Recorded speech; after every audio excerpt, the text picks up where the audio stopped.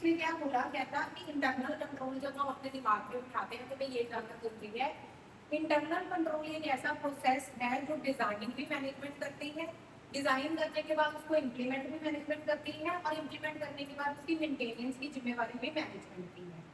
Management करते क्यों है? सबसे पहले आपकी फाइनेंशियल रिपोर्टिंग को रिलायबल बनाने के लिए, आपके फाइनेंशियल ऑपरेशंस को, आपके मतलब अपने मैनेजमेंट के फाइनेंशियल ऑपरेशन को इफेक्टिव बनाने के लिए, एसेट्स को सेफगार्ड करने के लिए, और चौथा क्या है, जो तुम्हारे ऊपर एप्लीकेबल टैक्सेस हैं, रूल्स हैं, रेगुलेशंस हैं, उनके साथ कंप्लायंस के, इसलिए इंटरनल कंट्रोल लगाए जाते हैं। फॉर एग्जाम्पल तुम्हारी एंटिटी में ज्यादातर डीलिंग जो है वो कैश में होगी। अब तुमने सोचा कि कैश के साथ एसोसिएटेड रिस्क ये है कि इसमें फ्रॉड होने के चांसेस ज्यादा, ये चोरी हो सकता है ना, थेफ्ट के चांसेस ज्यादा है।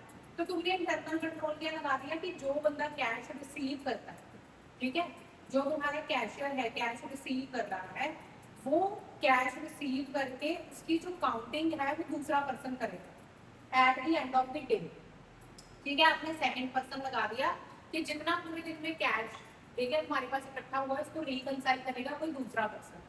तो क्रॉस चेक हो गया, यानी कि अगर इस पर्सन ने पूरे दिन में कैश के साथ कोई भी गड़बड़ी की होगी तो पकड़ी जाएगी at the end of the day. फिर आपने कैश काउंटर पे सीसीटीवी लगवाएगा, ठीक है, तो तुम्हें लगता है कि जहाँ पर कैश के ट्रांजेक्शन होते हैं वहाँ पर सीसीटीवी लगे होने चाहिए। ठीक है, फिर आपने चौथी चीज अपनी प्रीमिसेस में, अपने बिजनेस में ये की हुई है कि हर दिन, ठीक है, हर दिन हम उस कैश को बैंक में डिपॉजिट करवाएंगे। ठीक है, तो ये होती है कुछ कंट्रोल एक्टिविटीज।